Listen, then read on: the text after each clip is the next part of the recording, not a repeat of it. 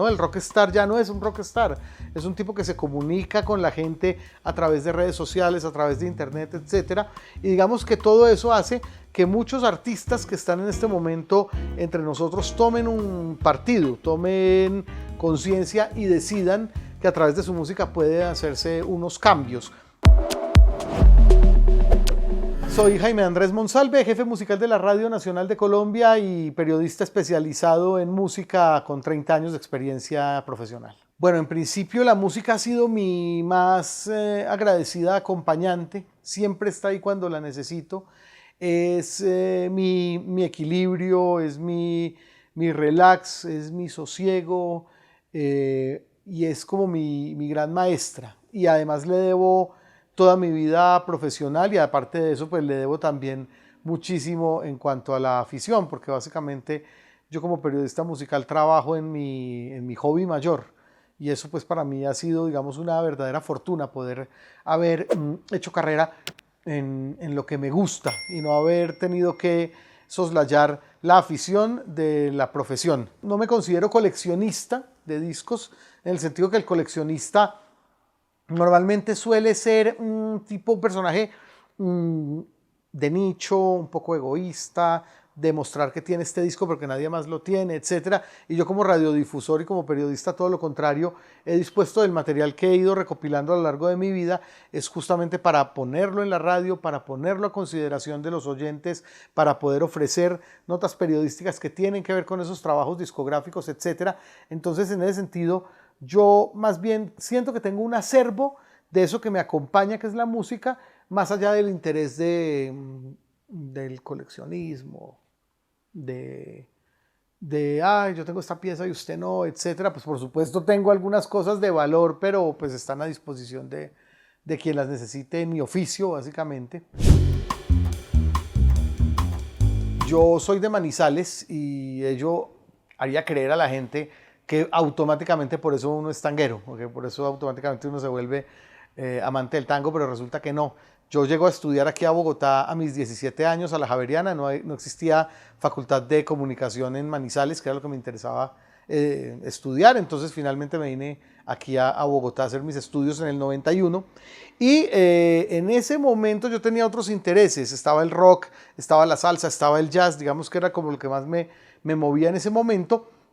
Y un día trabajando en la emisora Javeriana Estéreo en el año 94 tal vez, descubro la música de Astor Piazzolla por una casualidad y eso a mí me cambió la vida, me partió la vida en dos y me llevó, digamos, no solamente a seguir explorando alrededor de Piazzolla mismo, sino de todas las épocas del tango anteriores y posteriores a Piazzolla, un universo absolutamente hermoso. Entro directamente por la poesía, lo primero que me enamora después de la musicalidad de Piazzolla con los viejos tangueros es la poesía del tango. Conozco a Gardel, es decir, me voy hasta principios del siglo XX a escucharlo todo y termino muy enamorado del género. Yo me vinculé muy joven, en el 93, mis 19 años, a Javeriana Estéreo, estando estudiando ya en la Javeriana, junto con una generación muy interesante que pertenecía, digamos, a mi mismo curso, que realmente no, es una cosa que no se ve. Mi generación realmente fue muy sui generis. Mis grandes amigos, Diego Luis Martínez, Juan Carlos Garay, Juan Carlos Piedrahíta, pasaron también por Javeriana Estéreo. Gustavo Gómez pasó por Javeriana Estéreo, de mi generación es él, Claudia Gurizati, Margarita Rojas, realmente una generación muy, muy interesante y muchos de nosotros tuvimos esa primera escuela, la de Javeriana Estéreo. Ahí es donde empieza, digamos, a darse mi interés por la radio, por hacer radio musical, y ahí es donde finalmente, por ejemplo, a la hora de estar haciendo programas y a la hora de escribir en medios impresos sobre música, me doy cuenta que sí es una fuente en la que se puede trabajar y que si uno de verdad le mete la ficha al asunto y llega con un diferencial y llega con unos conocimientos que puede aportar, digamos, individuales, especiales, etcétera, puede uno especializarse en la fuente que quiera. Pero Javeriana Estéreo fue una escuela muy, muy importante porque ahí aprendí mucho del lenguaje radial. Cuando yo termino la universidad me vinculo, mi primer trabajo es en El Espectador, trabajando en sección Bogotá, que no pues, tenía que ver con música. Sin embargo, en ese momento, digamos, ocurren dos cosas. Por una parte, en Sección Bogotá aprendo mucho del oficio del periodismo del día a día, que es tan importante, ¿no? La necesidad de ser ágil, la necesidad de escribir rápido, de adaptarse al espacio que se tenga en el impreso, la posibilidad de saber dónde está la noticia. Eso lo aprendí en ese oficio del día a día. Pero mientras tanto yo seguía colaborando en Sección Cultura, en el antiguo y entrañable magazine dominical del Espectador. Seguía pues ofreciendo cosas relativas a la música. Ellos a la vez también me invitaban a que siguiera escribiendo, entonces fue un oficio paralelo entre las dos cosas. Mientras eso pasaba, yo seguía en Javeriana Estéreo, ya ad honorem y a manera pues digamos de afición. Llega el año 2010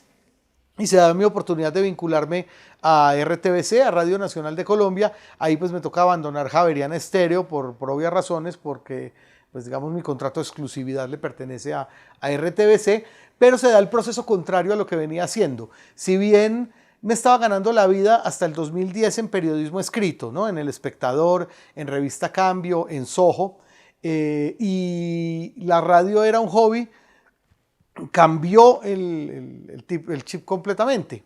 La radio empezó a ser mi modus vivendi a partir del 2010, con lo que me ganó el pan, y el periodismo escrito se volvió mi afición, y es por eso pues que tengo tanta libertad, por ejemplo, para escribir en donde yo quiera, con la extensión que quiera, y eso pues digamos le ha dado paso también a la posibilidad de tener ahorita mismo un compendio de notas de largo aliento, cosa que no podría haber sucedido en un medio escrito al cual pues yo también, bajo un contrato de exclusividad, tuviera que darle todo de mí y no poder escribir a mi aire en diferentes lugares. Yo desde que llegué a la jefatura musical a RTBC, primero decidí, asocio con el grupo de colaboradores que tengo, que es un grupo de programadores musicales muy acucioso y también muy sabedores de su arte y de sus fuentes. Decidimos en principio que había una propuesta que remitía un poco, digamos, a una programación musical donde había involucradas una cantidad de tendencias latinoamericanas y europeas que no le daban una personalidad nacional a la radio. Esas propuestas siguen estando ahí, pero en espacios muy específicos de la programación. Desde que yo llegué, decidimos que la columna vertebral de la programación musical de Radio Nacional de Colombia sí tenía que ser música colombiana, básicamente del campo de los sonidos independientes. Es un trabajo que ya venían haciendo algunos de mis programadores, que después se perdió un poco a la hora de aparecer, digamos, el otro gran componente de Radio Nacional, que es el informativo, y en aras de eso pues entraron estos otros géneros allá a terciar, pero cuando yo llego decidimos que el top 20, la línea editorial, tiene que ser completamente dedicada a la actualidad colombiana, con un 90% de participación del mercado de lo independiente, porque básicamente se trata de propuestas que de otra manera no tendrían salida. Son propuestas que solamente en Radio Nacional de Colombia y en algunos medios independientes, en radios universitarias, tienen algún flujo, pero de resto no tienen mayor posibilidad de ser difundidas, sino es porque la radio pública le ha metido el hombro a ello. Pero sí, me decidí porque tuviera que haber una oferta que en un 90% interpela al público en tanto colombianos, pues se trata de una radio nacional finalmente, con otros componentes de músicas que vienen siendo parte, digamos, fundamental de una radio cultural, entre comillas, como el jazz, como las músicas del mundo, como la música clásica, pero todo ello, digamos, muy interconectado, y que Colombia finalmente sea como el hilo conductor y el eje transversal de toda la propuesta.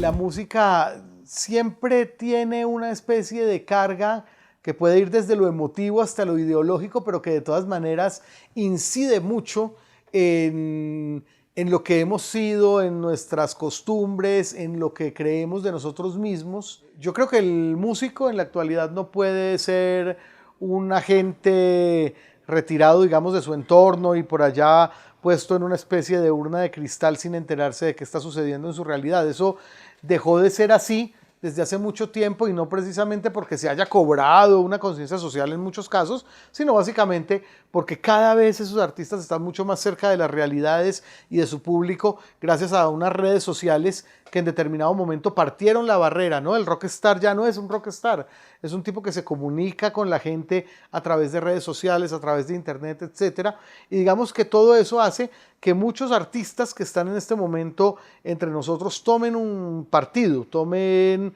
conciencia y decidan que a través de su música puede hacerse unos cambios. Entonces, más allá de apoyar o no a un candidato, yo siento que muchos de estos músicos están apoyando una sensibilidad, unas maneras de gobernar posibles, diferentes a las que hemos tenido probablemente, y donde hay factores de equidad social que están terciando y que ellos consideran pues que pueden apoyar mediante sus propuestas musicales. Así que yo siento que es válido. El arte en general no puede ser un arte objetivo, digámoslo entre comillas, o aséptico o limpio de consideraciones ideológicas, porque básicamente así el músico lo intente no lo va a poder. De hecho, el que se considera apolítico ya está ofreciendo una visión política y la gente lo juzgará por alguna razón en particular. Así que yo siento que de manera frentera o desde su trinchera y a través de su música, el artista sí tiene la necesidad de estar fomentando estar mostrando un interés alrededor de la generación de un cambio en la sociedad, con todo pues y lo político que viene siendo ese interés. Y yo creo que el público tiene que ser también tiene que ofrecérsele una cosa muy sincera, y el público ya verá si apoya o no apoya, pero desde la sinceridad, desde el conocimiento de que ese músico en particular está, digamos, teniendo un pensamiento social parecido al de uno o no, y ya uno mira y elige si se queda en esa propuesta, si busca otras, o si la música es un divertimento que va más allá de lo político. Sin embargo, yo sigo considerando que no hay ningún arte que pueda salirse de ese redil, y bueno, pues la música no es una excepción. Yo creo que es muy difícil separar al artista del arte, pero pues se puede lograr, y es complicado el tema de la cancelación, en el sentido de que las presiones sociales y digamos, el estado de opinión puede en determinado momento llevarse por encima de nosotros propuestas artísticas que aparte de cualquier cosa o independientemente de una ideología política tenían una valía. Entonces yo creo que nos privamos de unas experiencias estéticas importantes y de un gozo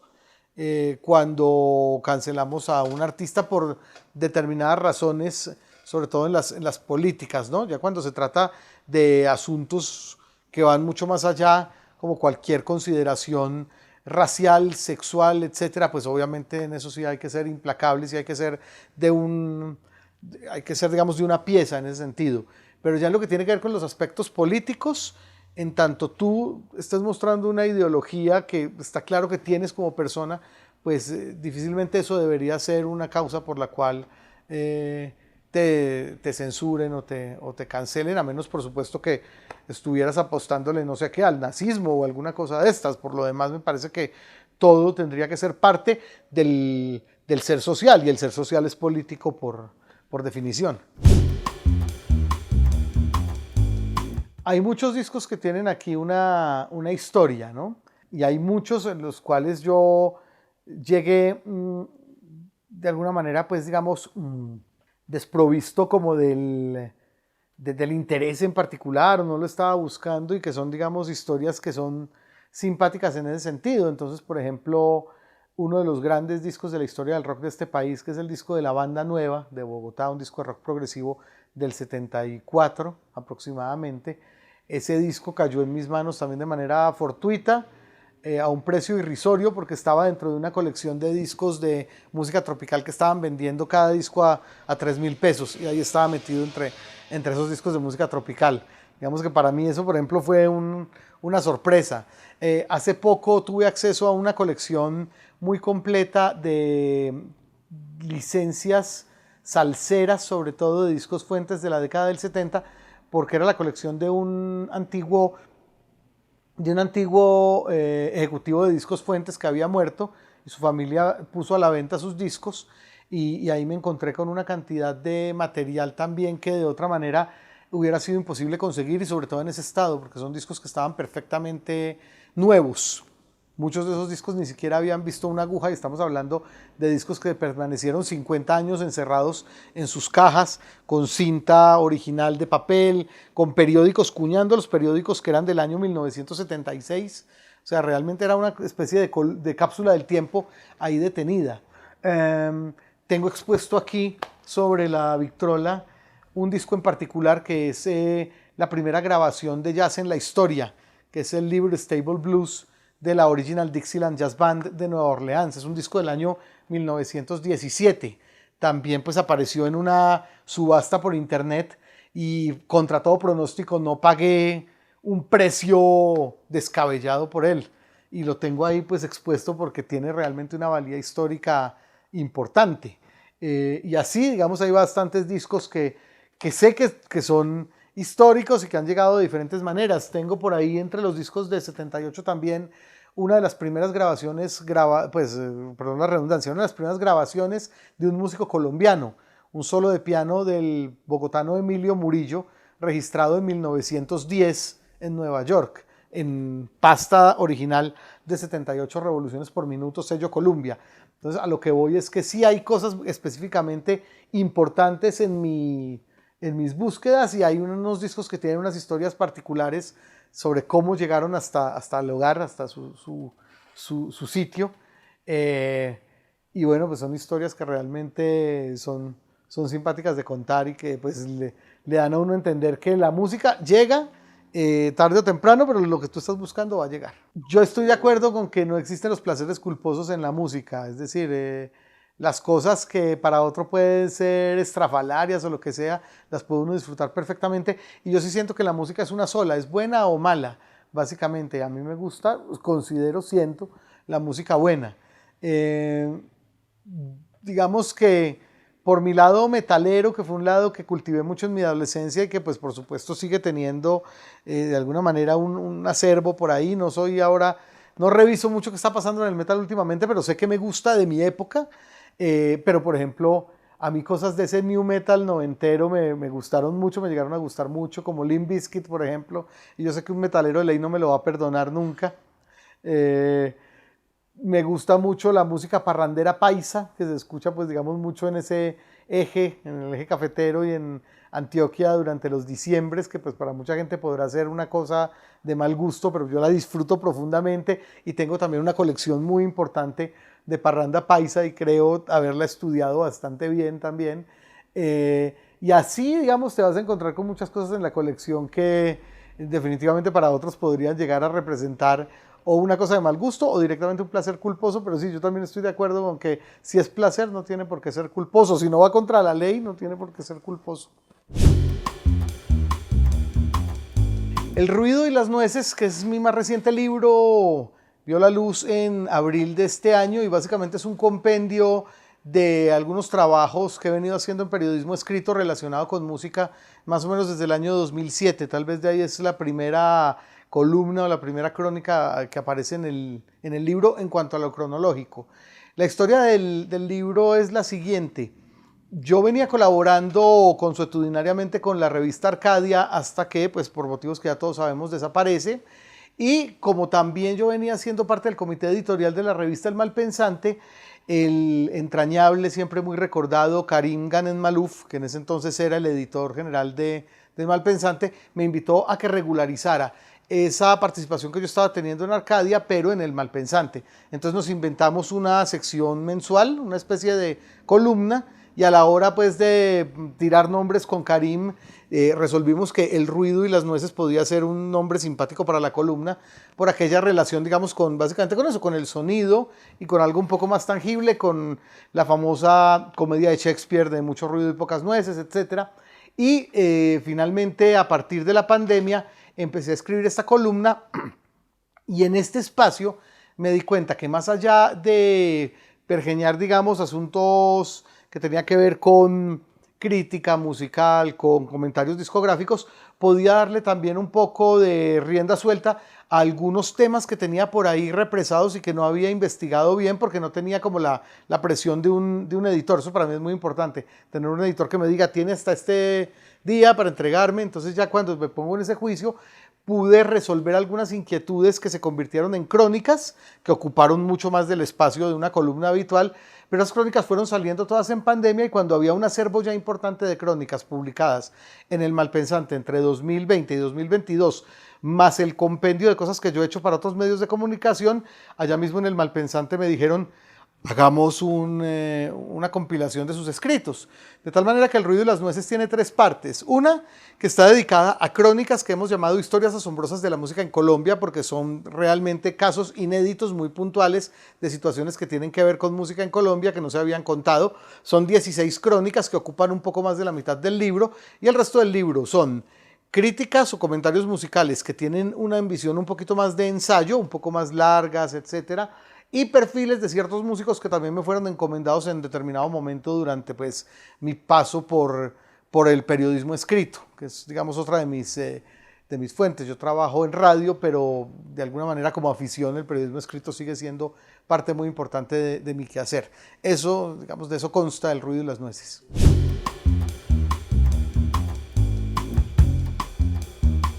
Yo creo que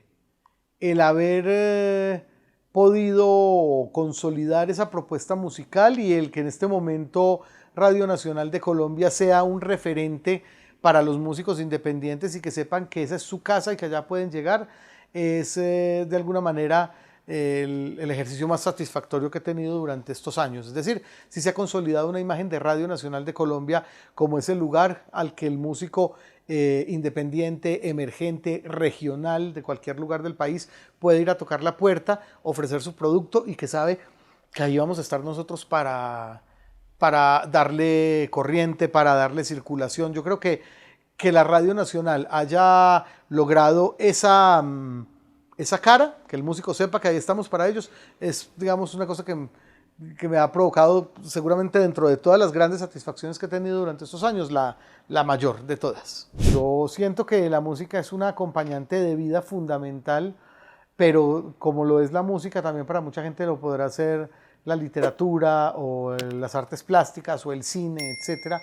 Entonces, digamos que mi llamado es más bien a que si hay una afición, si tienes una afición y una pulsación por algo que te apasione en la vida, no lo abandones, sea lo que sea la fuente de ese solaz, pues de tu solaz. Hay que vivir con una pasión en la vida, definitivamente, la que sea, y no abandonarla por ningún motivo. En mi caso, pues vuelvo y repito, fui muy afortunado de que esa pasión pudo combinarse con lo laboral, y en esas seguimos, y en esas andamos hasta que el cuerpo aguante, como dice Miguel Ríos.